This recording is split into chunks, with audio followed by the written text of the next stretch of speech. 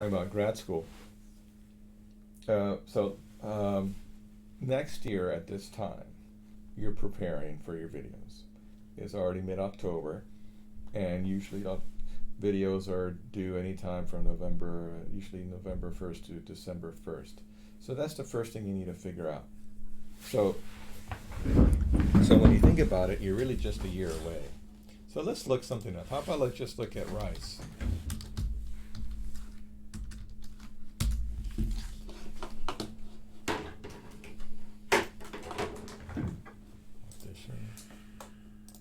Cello.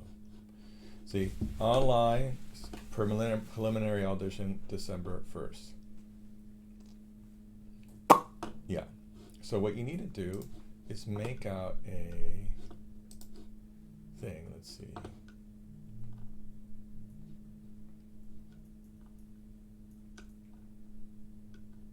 I don't have it here.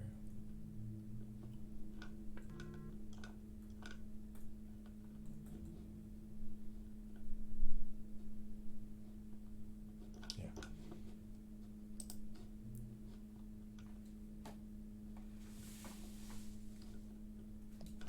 Yeah. One of my students sent me.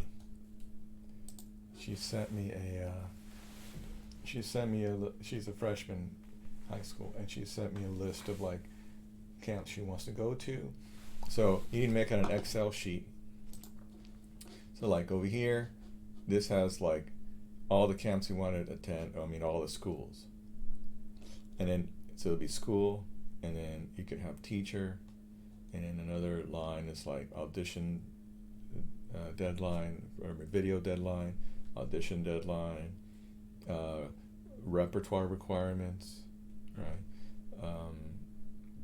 etc. Like whatever you want to put in there. You can say taken a lesson yet, contact a teacher, whatever. You see what I mean? Mm-hmm, mm-hmm. And just like something like that. And so let's look here. And then so here's a repertoire for the prelims, which is always different. An etude by Popper, Grützmacher, or Caprice by Piatti, Franchomme, or Paganini. One movement or about 5 minutes of a major concerto. So that's basically all the way through the octaves of Dvorak. Prelude from an unaccompanied cello suite by Bach. It says anyone, so you can play the C major. And here is the required, the same etude, the whole movement of a concerto, the prelude and another movement of a suite, so you have two movements, and then a contemporary work written within the last 75 years for solo cello. But I guess it could be for cello and piano. And then you should play the concerto and suite by memory. Full movement? Full concerto, or? It says an important movement of a major concerto. Okay. So a good one, don't pick the easy one, because it says demonstrating your virtuosity and artistry. So they want something with some punch. And it says here live auditions, and they have 3 dates listed. Of course, these are from next for 2020, but it'll probably be a similar, probably similar for 2021. So late January, early February. So 3 weeks starting in late January, 27th, 3rd, and 10th. So 3 weeks in a row. So, make a list like this. Let's look at another one. How about Northwestern?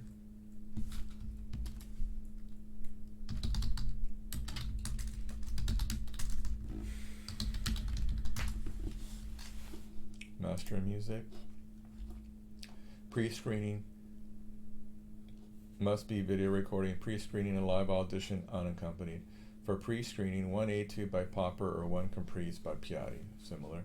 1 movement from a Bach suite, and then the first part of a standard concerto. So it's very similar. Mm-hmm. You wouldn't play the octaves, you would just play the first 3 pages.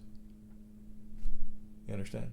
Mm-hmm. So what did B it flat, bum. This is Northwestern. No, but what did it say for that? The first 5 minutes. First 5 minutes. That's first 5 minutes is all the way to the octaves. Yeah. Without without piano. Yeah. But this is, they just said the first exposition, which is all the way down. Oh, the below. exposition. Oh, okay. So this brings me to a subject of like, what are you gonna record? Well, or prepare. You're gonna prepare the hardest list, and that is gonna dictate your repertoire for all the auditions. You understand? So don't like have 3 lists going on and all this repertoire. It's all going to be the same repertoire. So if you decide to do these big auditions, which, you know, I'm not going to stop you from doing it because I want you to have a goal. And I'll say what I mean by that in a second. And then you're going to go for the biggest list and learn that biggest list, because then you'll have all your repertoire for every school. And I think some of the schools do say, like, you can do this unless you contact the teacher. So I think you can say, like, for maybe like a school that's not Northwestern or Rice, you can ask them, like, hey, I'm preparing this. Is it okay if I play this? Do you think that's acceptable? Well, usually what happens in that case is that it's totally fine, because Rice, Northwestern, Juilliard, they have bigger lists. They have more difficult lists. In fact, Juilliard has hardest list. And we'll see that in a second. You'll see. So what I'm trying to say is prepare the biggest list, and then anywhere else you go, you're going to have it ready. It's fine. Yeah, okay. Because, you know, there are some places like you just had to play Bach and a concerto, and you're, okay, I got it. You won't be worried about anything else. Some of these places are going to have, see, for the final audition, the same etude, 2 movements of a suite, a complete concerto. So, see, 1 complete concerto. So you have to play the whole Dvorak. And in 1 piece after 1940, so very similar. So this is very different for a master of music. Because they're going to ask you, okay, do a little bit of the second movement. All right, skip to the last movement. Thank you. And that's it. Now, I don't know how long their auditions are, because if they have pre-screening, maybe they only invite 20 people, and then like they have a whole day and they hear like 30 minutes each, which is quite possible. But I don't know. Yeah, then you hear a lot. It doesn't say here. You have to ask questions. Okay, so another one is Michigan.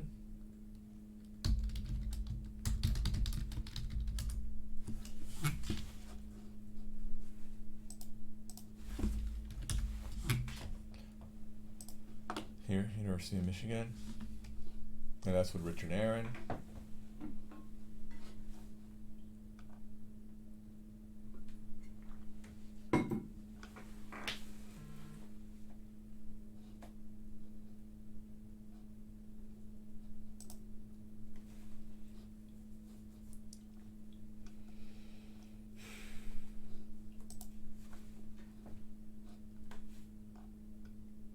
Okay. Audition requirements. Cello, prepare an etude representing your current level of technical development, 2 movements of a Bach suite, and the allegro movement from a standard concerto. So pretty much the same for the pre-screening.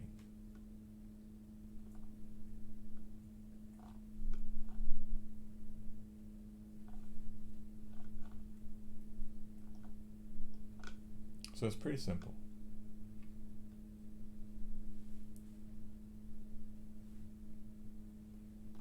And this is the actual University of Michigan. Yeah. It's a lot simpler. Was it one? What was the concerto? It says here pre-screening. Pre-screen. Upload a video of at least 3 contrasting pieces for preliminary examination before an audition will be scheduled. Movements of larger works acceptable. Upload separate tracks for each piece. So basically, these are the requirements for cello for the real auditions. Etude, 2 contrasting movements of a Bach suite, and then allegro movement. So you have that. See what I'm talking about? It's like if you prepare a bigger list, some of these places will have smaller lists, and you could decide whether to do them or not. So that's that. So what's another place people like to go? New England.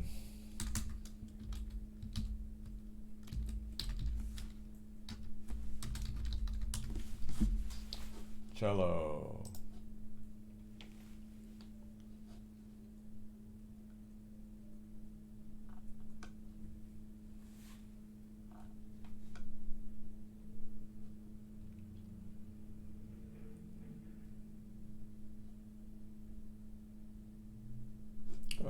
see this.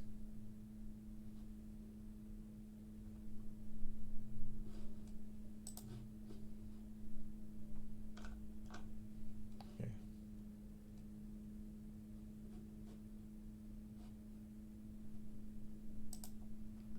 Apply. December 1st. Seems like pretty standard. Master of Music.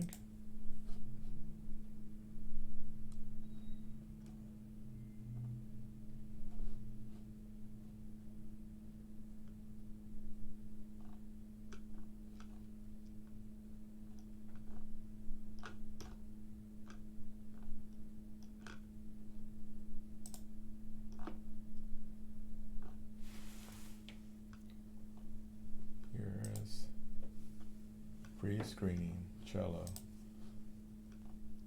Major movement of concerto. Prelude and dance. Two contrasting movements of a standard sonata.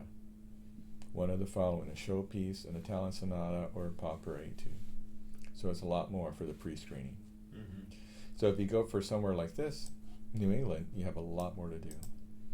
Now, my student Andres, he's doing Shostakovich Concerto. He has two movements of a Bach suite. He's doing a Boccherini sonata, and then he has some other pieces. So, yeah, he has a pretty big list. And then this is the live auditions, complete concerto for New England. So another one, New England's complete concerto. So is Northwestern. So. And then also a complete work written after 1940. So it's pretty involved. Now, Juilliard, cello.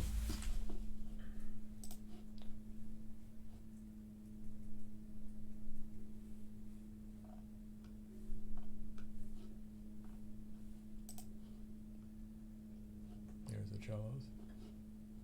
You know that girl? Is it Sophia? No, it's this other girl. I forget her name. Yeah. It's funny because like what happens on Instagram is that they get some of the girls are selling like products, because they they look good in their photos. And so I don't know if I don't know if she's still playing cello as much, but she plays very well. Here is in the requirements.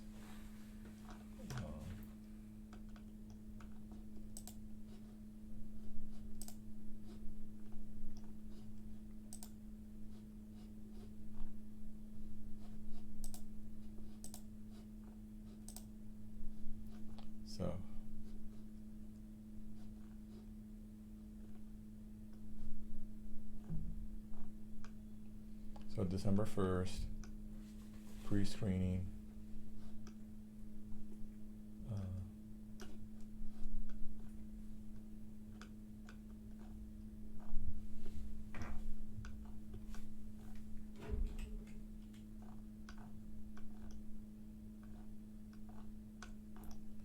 Pre-screening.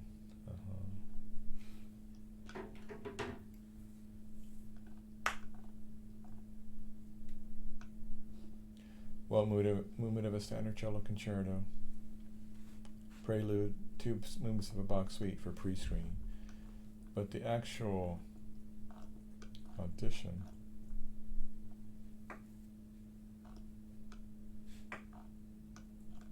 is pretty wild.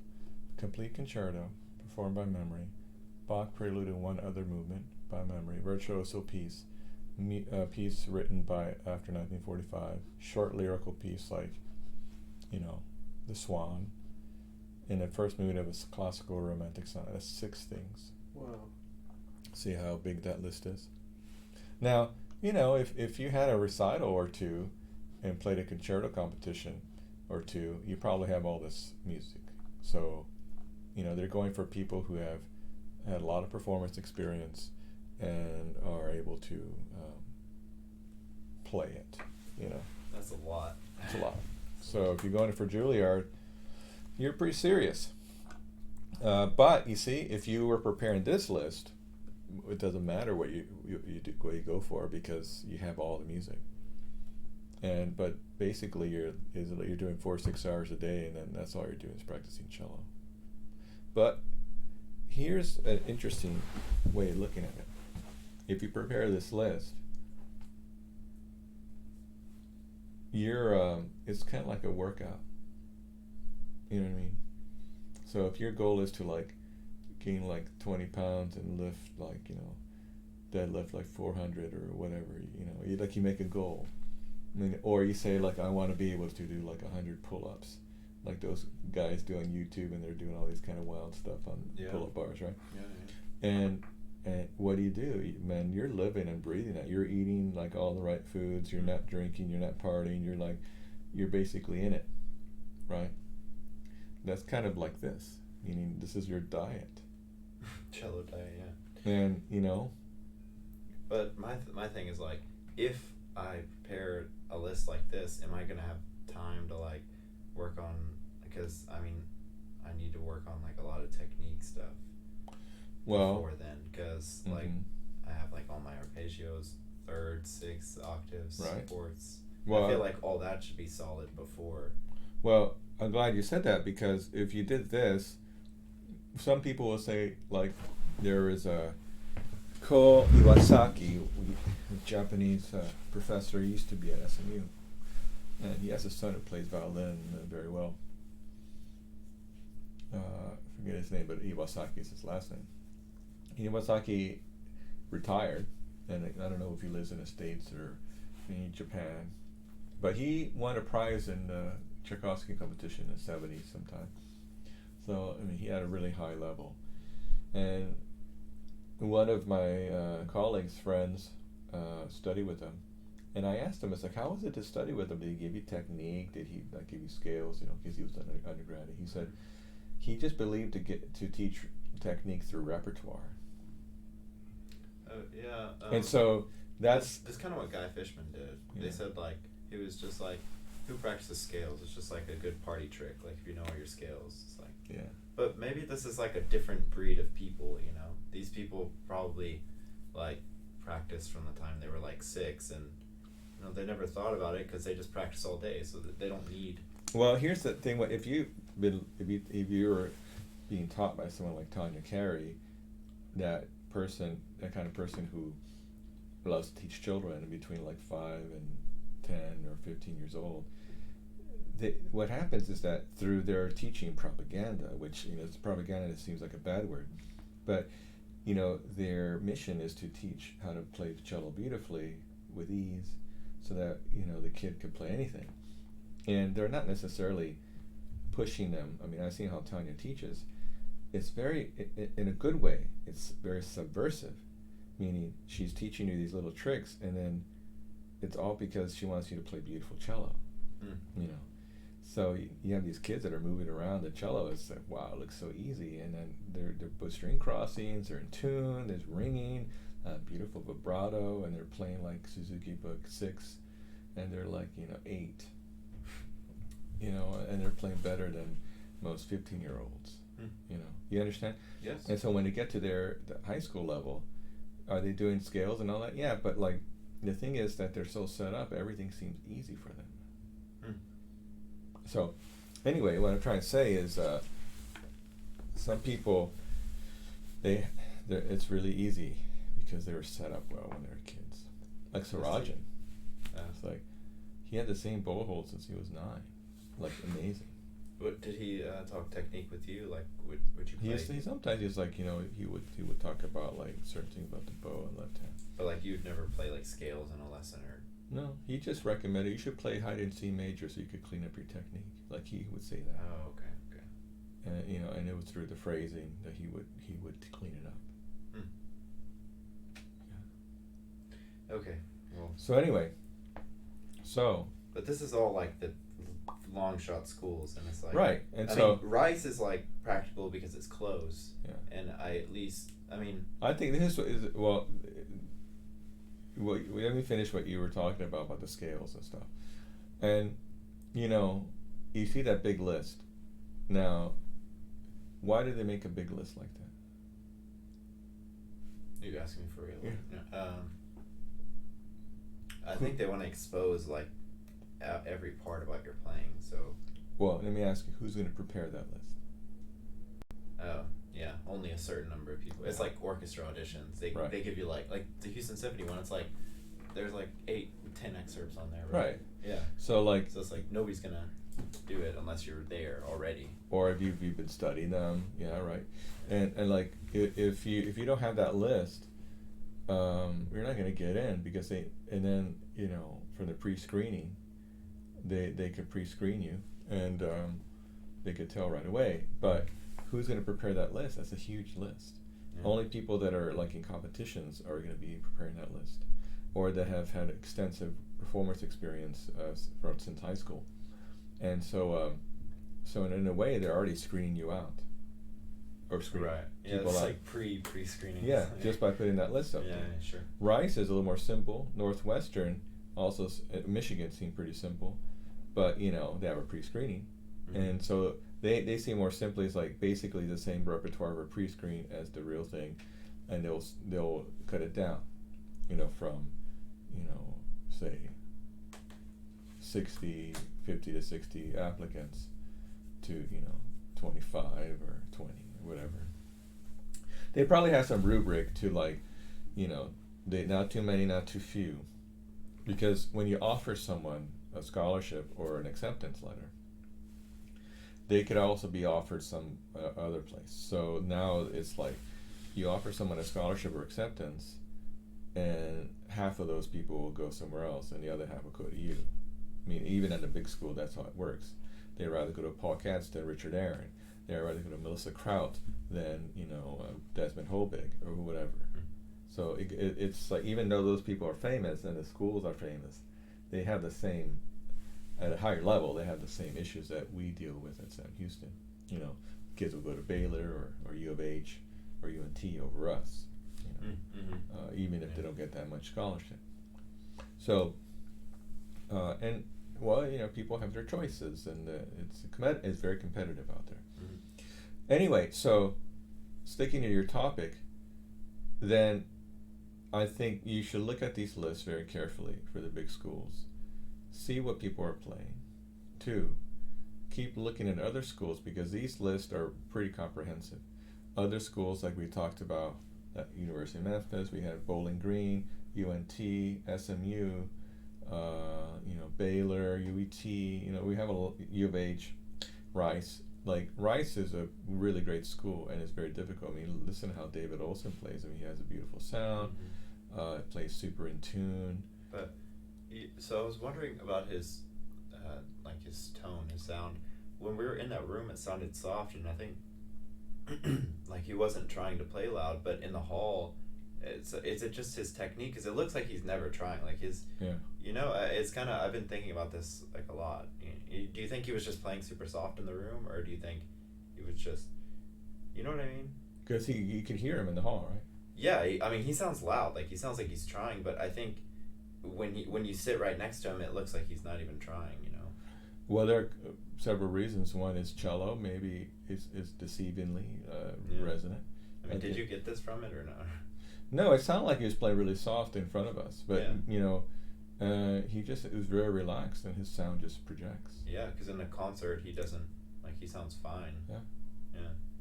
I want to play like that, because it's like, it's nice. I mean, maybe what we should do is, as we get ready and you have repertoire that's ready, you should go take a few lessons from him. He's a real cool guy. Because, he's really close to that environment, having just graduated a few years ago.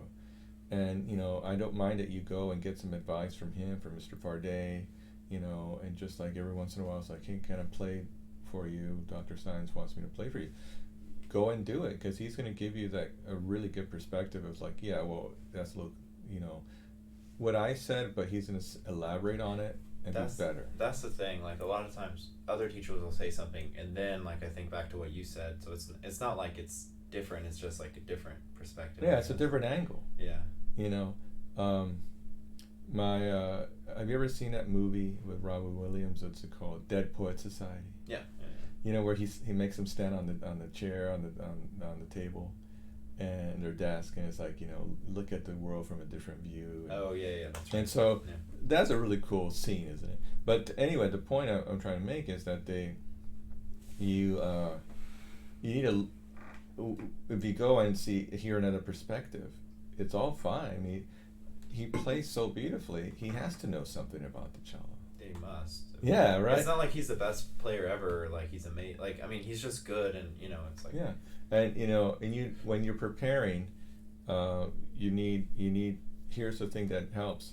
You play for someone else, and it makes you a little nervous. Yeah. And then all these little moments of getting nervous to play for Farday or Kitai or go to Sarajan, it'll build up your resistance to the actual performance in the audition. And I played for my before the Saint-Saëns concerto, I called Eliza, who plays for Des Studio. I mean, she knows all the best cellists there, and we sight read. She sight read. She knows it. The whole concerto in front of some friends, and Mr. Fardy was right in the audience. Of course I'm scared. Yeah. Because like he has a great technique, and I'm here like struggling to play the cello. But he already knows how to play it. And like he's French, and you're playing. Yeah, exactly. Yeah. And when I did Dvorak, I played it for Barry and for Chris French, and it's prepared, and here I am like much older than like a student, but like I need to do it because I don't get these opportunities as much as say like this David Ricciero guy who probably plays a lot more concerts in this capacity. I mean, this as a soloist. He's a great cellist. So anyway, so now you have scholarship money. So let's just like think of there's one area here and just label it money. We have another section that's like teacher. And then we have another section which is location. So location means like, DFW. Is it a place that you could, after graduation, maybe stick around, teach a little bit, do some auditions, see what's going on, maybe make some money? Is there a place like Houston where, I'll help you with teaching a little bit? And, there's plenty of room in Houston. Austin, I don't know about the scene there. I know it's crowded. It's just a one highway town, Yeah. And besides being crowded in that way, it's also just, there's only one music school there, is UT Austin. So I don't know the scene there. Right. But I have some friends who are there, and Sarah. and you could, was. and Sarah was there.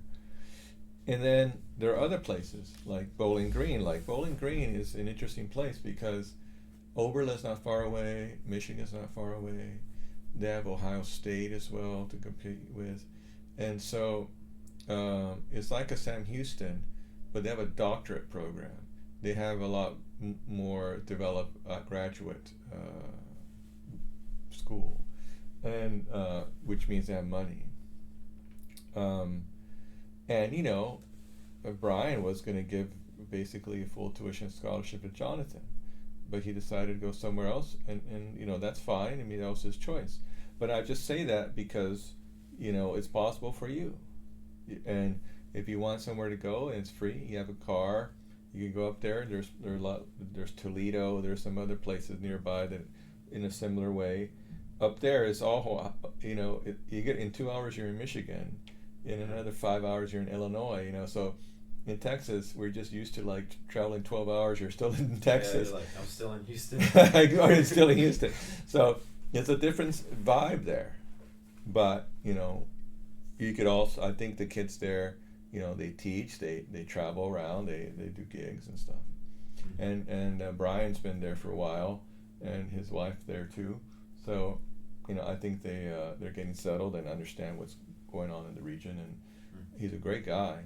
He's just a year younger than me, so you'll get some, and he's trained like myself, except that he also trained with Pariseau, and another teacher we studied. I didn't study with him, but we studied with Alan Harris, both of us, and so we have in a way, kind of similar.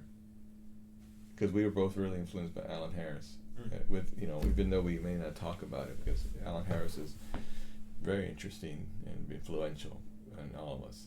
If you ever met him, you'd understand why. Okay. He's a really cool guy, Yeah. but he had this way of teaching that was maybe too wordy sometimes, but it got to us. It's like it's stuck inside of us. Yeah. It's I think interesting. David was talking about that, right? We were talking about Stephen Gaber. Oh, okay. But we're talking about him, and honestly, when I was studying with Des, we only had 2 students, me and Tony Katai, and he was a great teacher, and because just when he demonstrated, it was like, okay, I get it, I couldn't do it like him, but I got it, like I could hear it. I think over the past 15 years, his teaching has gotten really, really good because he has great students. And he's developed this system that he has like technique class and performance class, and he's really thought it through. I think I admire how he's done that. When I was with him, he only had a couple of students, and it was just like a lot of fun. And I think I wish I was in a bigger studio, because we never had studio class and technique class, so I wish we'd have had that. But anyway, now there is that is it Edmonton, Winnipeg? There is the with Mina Rose Chung. And what's his name? That guy's there, Blackbeard Cello. Yeah, and so that's out, like that's kind of going far away, but she wrote the help I mean, I never asked her, but I assume that she probably wrote the book with all of Hans Jensen's notes. Oh. Yeah, but she co-wrote the book. Right. So she's been doing like all these lectures, a tour with about Cello Mind. But because I can't imagine that Hans Jensen wrote that, or he did. She just revised it and rewrote it for him. Proper English or something. I say that because knowing a little bit about what I know about Hans Jensen, he seems really busy. Like he wouldn't have time to write a book. Right. But he probably had time to experiment with all that's in the book, and of course write it out at preliminary levels and things. And anyway, it doesn't matter. What I'm trying to say is that she has all that info, and she's a great cellist. It's an adventure going to Winnipeg, and and so that's the other thing. It's like if you find a teacher that like her, and you move to Canada, it's like that's cool. You just live there for a little bit. Excited. Yeah. Now, the drawback to that is I don't know how the scene is there. You're going to come back to Houston, and maybe you're not in debt, but you don't have any connections. Right. Okay. Maybe you play really well, but you have to kind of start from scratch. Yeah. And so, so that's why money, teacher, location. You go to LA, maybe you start doing lots of gigs, and you get into like this boy band, playing string quartet, wearing skinny jeans and like they do with the girl bands. Yeah. And then you're into this kind of boy band with like a string quartet. And you have long hair and you're like rocking out. I mean, whatever. It's LA. It's anything can happen there. I would love to be close to a beach, but I know that there's not a lot of choices. I mean, there's California schools, and there's like University of Miami, right? Or there was Lynn University, I guess, and I guess Florida State. There's that school as well. There's Florida State. You could always audition there. Greg Sauer is there. I think Mr. Card knows. Is that him? Yeah, he knows like a friend. Yeah, no, I think he studied with him in Oklahoma. Because he used to be in Oklahoma, and Greg Sauer is just a little bit older than me, so must have been the same age as Mr. Card when he went there. Because he told me before I auditioned at Sam, he was just like, if you decide, I could get you in at Florida State. I was like, Oh, okay. But I mean, that was far at the time. I didn't know what the hell I was doing. So. Well, you know, they probably have a generous system there for grad school as well. It's not near the beach, but you know, Tampa and Florida, the beaches are very close. Right. And you could talk to Dr. Pinnell and Dr. Jeffrey about Florida State. They haven't been there a long time. That's right. Professor Bledsoe also went to Florida State for her undergrad, but she's a little closer to who's there now, so she could probably give you an idea. And you can ask her sometime. She's very friendly. Just ask her through email, and just say, Dr. Science wanted me to ask about Florida State. You have time to just ask her some questions about it, and you could give her questions over email. What about that guy from Peru or Brazil? That Zilker guy? He came and gave a recital. He's from somewhere in South America. I think very South America. Oh, you mean David? Not David. The guy with the beard. No, he was. I thought he had no facial hair. It's I thought it would start with a Z, like Zilker. From Brazil? Either maybe Brazil or Argentina. Oh, I think it was maybe Peru. I think it was Peru. He's teaching there. Yeah, he's teaching there now, he said. Did I bring him? I think so. Where? He was kind of an interesting character. I think he had glasses, but he was I remember him saying yeah, and if any of you want to come study, I know it's kind of crazy where I live, but we're kind of in a bubble, and it's super nice and I guess kind of rich town where he is. Peter Silver or something? Is that not his name? I totally forgot. How do you not remember this? He played Shostakovich Sonata. He came and played Shostakovich or something. I don't remember.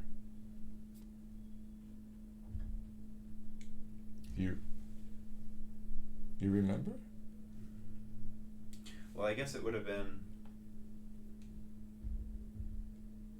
Maybe it's on music calendar.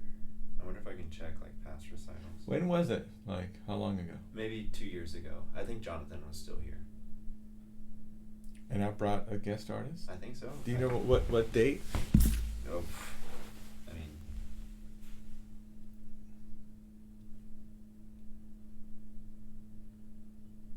yeah, I don't know if you can go back and check.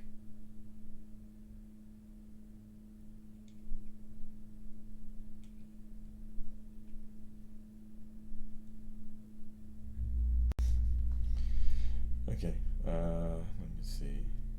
You said 2 years ago. Do you remember the time of year?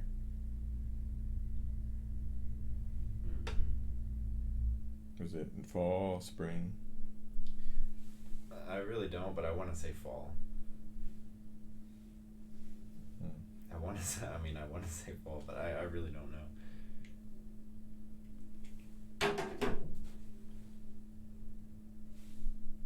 Oh, and he brought his wife. His wife was I think a violinist or a pianist. I think. Yeah, they're from Brazil. Yeah, Brazil.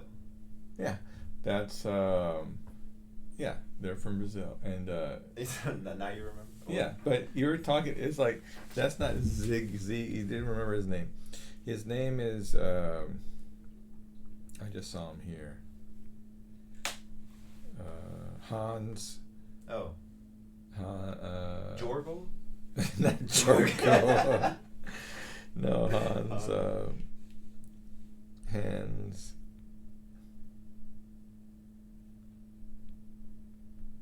Zimmer. No. That's a. It's not Hans Jensen. Hans Zimmer's a composer.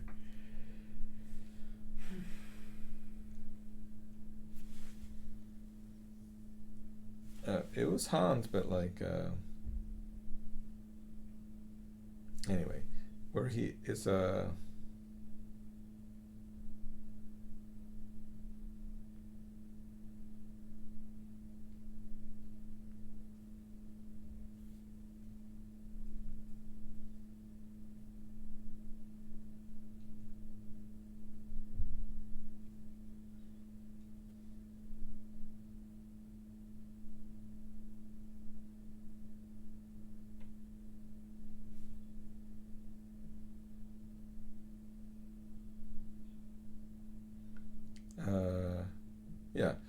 Twitchell. Twitchell. Yeah, Hans Twitchell. So that's his wife, see? Adriana and Twitchell. Hans Twitchell. See this guy, right? Yeah. That's it. Yeah. You could totally do that. I mean, that'd be cool. I could work on my Spanish. In Portuguese. Oh, is it Portuguese in Brazil? Yeah. Nobody speaks Spanish there? They understand it, some of it. Right. I don't want to learn Portuguese. That doesn't mean I'm good. Yeah. If you want to learn Spanish, I mean, you probably just better to go to Spain. Yeah. Well, because I know Spanish pretty well, but it's just like being able, like, you know, just being in a culture and like being able to speak it well all the time.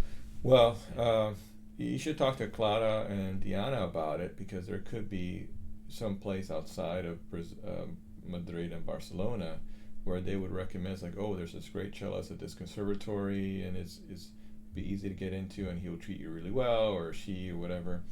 You know, ask them, because sometimes there are some hidden gems. Like in Paris, the way it worked in France, they have the conservatory system, and it's probably similar in Spain.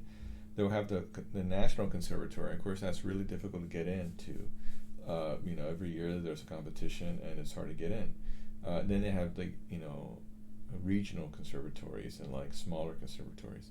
So there's a regional conservatory in Paris that a lot of people go to because it's easier to get in. Like they'll accept you know, the people that don't get into the other place, you know, or maybe more open, and the level's a little lower, but some of the same teachers teach there. Oh. You see, so in Spain, then could be that way too, in that, you know, you try for the big ones, but they don't accept you, or for whatever reason, but there are other places. So this is what I don't know about Spain. So you need to ask about Clara and Diana, and ask them, well, how does it work in Spain as far as like graduate schools? They'll probably tell you not to go because, you know, there's no work in Spain. Oh yeah. And why do you think they're here? Right. So, and from the little that I've spoken with Clara about Spain, I said, well, why don't you stay there? You know, because it seems like beautiful country and all that. But she said it's very hard to get jobs there. And then what you hear in the news is that there's very high unemployment in Spain. So, and that goes for every sector of the economy. So, but if you wanted an adventure and study with a great teacher and basically, you know, live there and study and not pay very much for school, because it's actually quite affordable, and your parents could probably support you because school is practically free there. You know, or just, you know, if you could live on the cheap, you know, $2,000 a month or something, it may be possible for you. So, and in Europe, in many places still under 26, you get a lot of discounts for stuff, like, you know, less for the metro, less for public transportation, even like things like tickets for the movie theater, you get less, you know.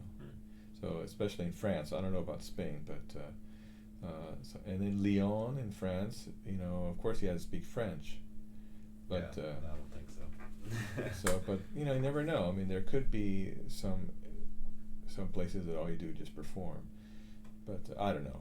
I have no idea how those things work. Anyway, just thinking about what to do. So you have money, which is scholarship, and student loans. So you want to have more scholarship or the ability to pay for it to be on the higher side, and minimum loans. So say like they give you a scholarship, and then out of your own pocket you're only paying like $2,000. Oh, that's not bad. So you have to put that in perspective, so that when you do have offers, you're able to really hone in on the how can I say it, like all the data. And sometimes it's the bottom of the ninth, and you just gotta like go with your lefty, because that guy doesn't hit lefties. You know what I mean? What do you mean? Well, in baseball. Well, no, but like, how does this apply to? It's the stats. As far as like what school to choose. Yeah. Oh, I see. Yeah, right. Because it's like, do you want to have like student loans and a great teacher, or do you want to have someone who study with that person who's also an up and coming great teacher, working at a state school or another smaller school? They give you a big scholarship, and then you have more. It's like, Yeah. you know what I mean. And then I think. So, and what I'm trying to say about baseball is that everything is you learn in baseball, honestly, Yeah. because you take some chances, but you if it's like 99% of the time the guy can't hit a curveball, you're going to throw him a curveball, and the point is that in our regular life is that, wait a minute, I can't hit that curveball, Right. and then you're trying for it, and then now what are you doing? And it's hard because for some people they learn that lesson later. Sometimes, and I have to say, like myself, there were people that were helping me when I was younger, and like I just didn't realize that they were helping me, like, 'cause they liked me, but also kind of telling me, it's like, hey, you should go this way.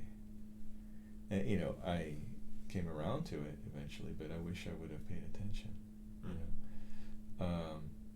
So, if you can be open to this data that you're going to start collecting and just see it in long-term view. Yeah, because I mean, like you said, even if I do get into one of these big schools, it would, like, end up with a lot of debt. So that's not really economically smart, because it's not like I have a job, like I pay $200,000 and I'm lined up for like a to make $100,000 a year. Yeah. It's not, that's not. It's hard. I mean, you practice a lot and and get a good job in a symphony, but it's hard. I can't say it's easy to do. Yeah, I mean, you play really well, and I can't do it. It's like I was thinking of doing the He's a Symphony job.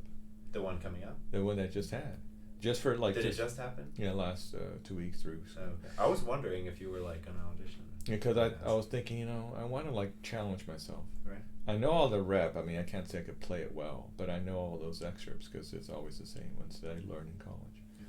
And I studied those excerpts for like, a good 6 years, in school and outside. But like they gave a trial to 2 people. One, who's a young cellist living in New York, and she's on the sub list for New York Philharmonic. 2, a student of Des, who's at Rice. There you go. Oh, he's a master's student, and he won that. Yeah, well, they're going to give him a trial for both of them, and they're going to stay for like 2 or 3 weeks at a time, and then they're going to vote again. Like who so do they get paid? Yeah, it's all expenses paid. Oh wow. Well, obviously for the guy in Houston, they'll pay him, but the young lady from New York, they'll pay her hotel and all. Wow. Yeah. That's like. So the way it works, I don't know exactly, but I think they'll put her in a section, or both of them in different places, and like if they play 2 or 3 concerts, and then one of the concerts, like they'll choose one that's like really difficult, like Mahler 5 or what, just a big piece, and they'll sit them close to the principal, like in the front. Oh shit. Yeah. So you got to show up. Like either maybe not the first stand, but like right there, like they can hear you. So you're sitting next to Lulu, and he's listening to you. Yeah, or Tony. Yeah. And they're on the committee. Oh, okay. You know what I mean? Like Tony's on the committee, and so is Lulu. He told me he was on the committee this time. And then it's like you're right here, and then Brinton's right there, and Chris French, and of course the principal viola. So they're just, what do they do? Like, what are they looking for? Like, obviously they're looking to see if you fit into the section, that you're not playing too loudly or not playing at all, not participate. They want you to participate. They want you to have a sound.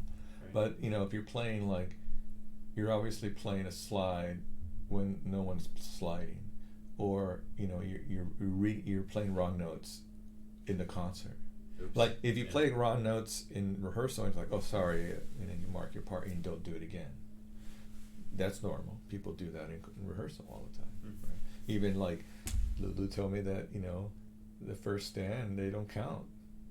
Really? And then they're like Lulu and everybody's counting, like because like sometimes they forget to come in. Oh, they're just chilling. Yeah. Oh man. And so I don't want to hear that. You want to think they're perfect. Yeah. I mean, I'm saying probably more in rehearsals than in concerts. Right. Yeah, but like, you know what I mean? It's like. But it's also scary on the first stand. Yeah. Like no matter who you are, because you don't have you don't see any cues. Yeah. And you have to really know your music. Yeah. If you're like in the section, like you feel the presence, like the collective, and you just kind of hop on the wave, but in the front. So what I'm trying to say is, yeah, they're watching for that, and then your just general attitude, like how you interact with everybody. If it's not too awkward socially, and it's not like you have to be like the most gregarious person, but you know, like there's rules, like you can't wear cologne or perfume. Oh, okay. Because it's so close together, people don't appreciate that smell. Yeah. And some people spray a lot, you know, and so you can't, you know, I mean, any kind of like weird language, you know, like just awkward jokes, whatever, you know. I mean, I can imagine they just want you to be yourself. Yeah. And you know, there was a person who auditioned for the Meta Opera, and it's one of the best orchestras in the world, highly paid, and you know, they didn't hire him because he was just a jerk, you know. And I didn't know him, but I heard that he was a real big jerk, and he has a lot of opinions. Wow. And so they didn't hire him permanently. And so he may have his dignity, because maybe his opinions were valid, and they were supposed, you know, they defended his point of view. I don't know, I wasn't there. But yeah. Well, and whatever it was, he rubbed them the wrong way. right. Yeah. So if you go in there, I'm just like, why are you doing that down bow? Can we do this? Like, hey, you're not the principal. Yeah. Well, You know, so like for example, when I got here, and you know, I was 2013 assistant professor. You know, you learn, it's like, okay, well, you go through Javier and go through Scott, so you don't just like go to the top. And in a similar way, when you have an orchestra job, they want you to participate. You have to be good. You know, you want to be able to play well. But you know, you just go through the hierarchy. You just ask Brenton. It's like, Brenton, what's that? Okay, thank you. And you know, I mean, I don't think he's going to ask everybody for their opinion, but I don't know. I've never been in that section. But you know, they want to know that you're following that order as well. Right. You know what I mean? It's important. Yeah. So that's I imagine that if you go in there and you play really well, it may not be enough, because they want you to, you know, they want to know they're going to live with you for a long time. You make everybody else hate their lives, then that's maybe not worth it. Yeah. So if there's any hint of you having this weird attitude of any which way, they probably won't hire you. And they could just cancel the search if they don't like any of them. And they just have another audition in a year, or next year. Yeah. Wow. Next spring. Or if they're planning another audition like in spring, they can say, we're going to do the audition again for 2 spots that one. Oh. Because I think they're going to have one more after this. But I don't know. Are you thinking about it? I don't know. We'll see what happens. Could you do this and that, or? It's possible if I figure out the schedule. Right. That'd be so cool. I bet it'll be pretty hard. A whole life. Yeah. And then, I mean, how long do you stay? Like 10 years, and then you're like. Yeah, I'm out. Yeah. Because I mean, you can't do that. I mean, you could do it for a while, but I think it'd be really a lot. You know. I mean, it would be exciting because, you know, I don't know the repertoire as good as, say, like, you know, someone like Tony, Lulu. But it definitely makes you practice, because, you know, you would have to practice all that repertoire to get in. Then, of course, if you get an offer, then you have to practice that music. It's not so easy. Yeah. And then you have to adapt to the people around you, their style of playing. So it's exciting in that way that you have to pay attention. And you learn from this experience. Coming back to your main thing. There we go. California. Well, let's see.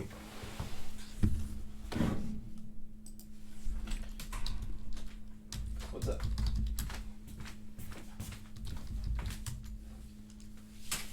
You're taking her? Don't bring her back. Please bring her back. I can't take her to studio? Oh yeah, that's fine.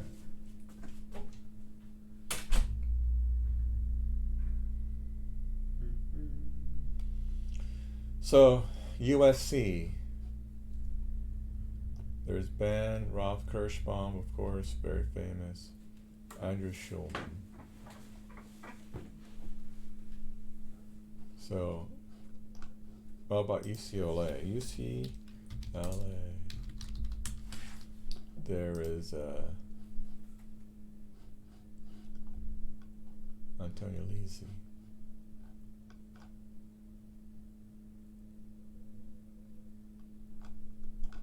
He's the only one there.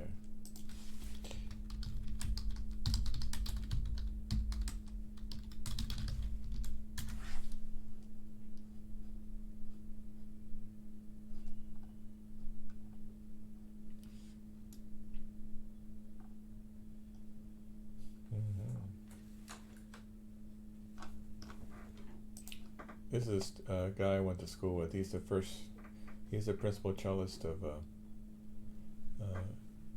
LA Phil. Oh yeah, yeah. You told me all about this guy. Yeah, he's a great guy. He does like he talks about those new the Versum strings on their website. Yeah, he's totally into like he's real geeky about cello stuff.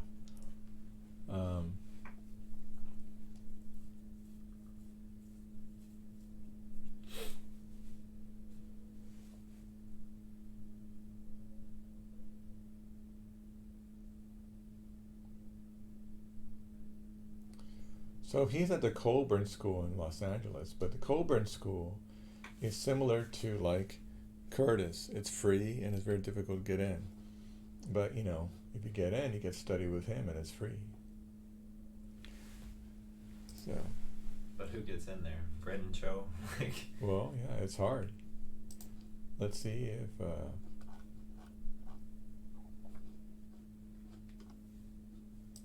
here's the official site. Right there is the cellist. The nice cello.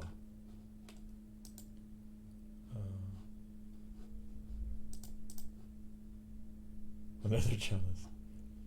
Because they like their cellist.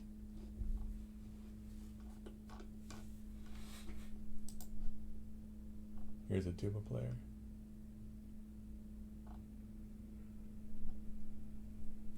Beethoven cycle.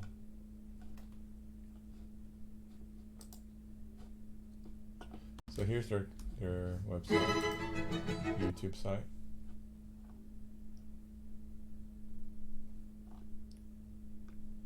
Here's the cellist. Nathan Moe.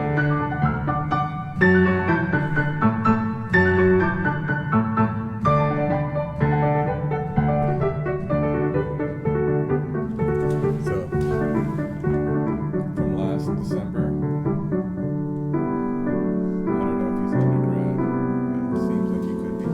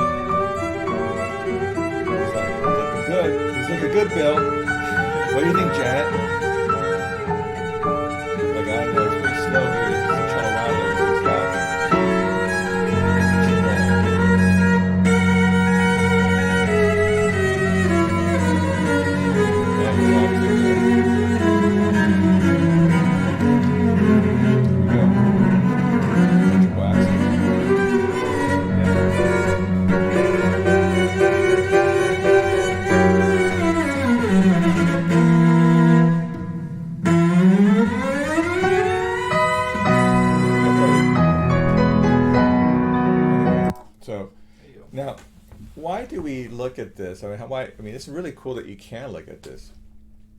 I think you need to do it so you know who's out there, what their levels are at. Go to these schools. Sometimes, like, say they have their own YouTube page. Check out who's there. And then, just understand the level of people at your age. Because I could tell you, and we could work on it. But I learned a lot by hearing my same age, colleagues in my school, or when I went to All-State Orchestra, I met the other students. Remember in All-State, the cellist next to me, two of us went to Eastman. The three of us in the cello section, we all went to Eastman. Daniel and me and Brian, he was from San Antonio. We were all in the same cello section. And then violinist, she went to Juilliard, and then another boy, he went to Michigan, but he studied medicine. And the other, and his brother went to Rice. I mean, there's a certain level we all had. If you're missing that, now we have YouTube. And now you can look up, oh, he's 21 like me, or, and then you're like, oh, yeah. You can see, you can hear it, and then it gives you an idea where you should go. I mean, it's just like sports, Mm-hmm. You show up and it's like, man, that guy pitches really fast. Then you go up to the plate and get used to it, and then you hit the ball. Then you realize, hey, I could do this too. That's the way it works in cello. I'm not kidding. Is that you're working really hard, but you don't know why. And sometimes you just need to compare yourself to someone else at your age. Now, if you feel like you're really far away, then going back to what you said, hey, I need to work on my scales and thirds, and yeah, that's true. And that's going to help you. And you could work through the, work out that tension in your body and just work with a beautiful sound, And David Olsen was a great example. Mm-hmm. See, that was a good opportunity, wasn't it? Yeah, that was amazing. I'm glad I got to play, because I didn't feel like super prepared, but I was at the end, and now I'm like happy I did it, because it's just, I still got really good tips, and he gave me a lot of good tricks, just practice tips and stuff. Good. So this is, Travis? Which Travis Redden? Red? No. He's a composer here. Anyway, he wrote this piece, piano trio, flute, cello, and piano. So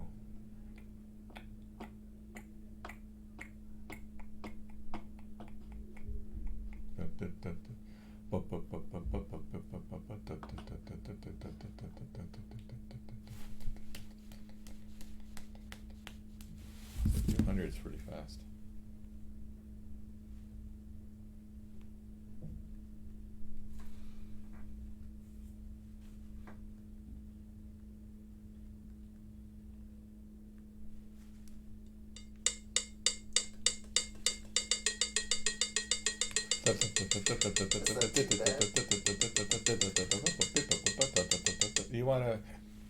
I wanted to know if I wanted you to look at this piece. Okay. Practice it. It's kind of long, and there are some moments that are really hard. Like, see, da da da da da. So the concert is November 11th. Now, Dr. Kindred said, asked if I could do it, but I said I wanted you to do it because you need to play music. Yeah. You need to play concerts. And this is really intense. Yes. Should move my recital. I haven't done that yet, right? I should. Well, yeah, I can't get my recital this semester, so. Oh, you already have a date, right? No, it was just like I registered for them, but we hadn't done anything for it, so I don't even know. That's right, because we were about to sign up for it, and then you said I have to stay here another year. Yeah. That was around the time that we should have signed up. You had your meeting with McAdow. Yeah, that's right. That's fine, because you just do it next semester. Yeah, next semester. You get a incomplete, but you have to do it next semester. Okay. Well, I think, should I deregister? Should I talk to Dr. Plague about getting it incomplete, or should I just register for it, because I can take like a Q on it. Well, why don't you talk to McAdow about it? Because he'll Okay. probably be a better person to answer that. Okay, I should have done this before, but I keep forgetting. Just go to McAdow and just ask him. I want to just look at my long-term schedule Okay. and then tell him about that. We're gonna do the recital in the spring, and how many cues you have left. Okay, I think I've done like 2 so far. And you have 5 total. Yeah, like 5. Well, just ask him, because he'll realize that you only have 1 semester left, so go ahead and do that, or take the incomplete. I don't know, because if you have to pay extra, maybe it's easier to take it incomplete. Yeah, that's the thing. I don't know. Ask him. Or if I can even get an incomplete for that. Okay, I'm gonna send this to you Okay. and practice it, and let me know if you think it's a good idea. This is stupid.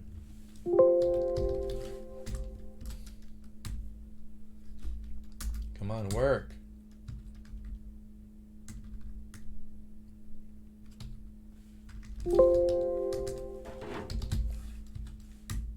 What's your email? AJT033.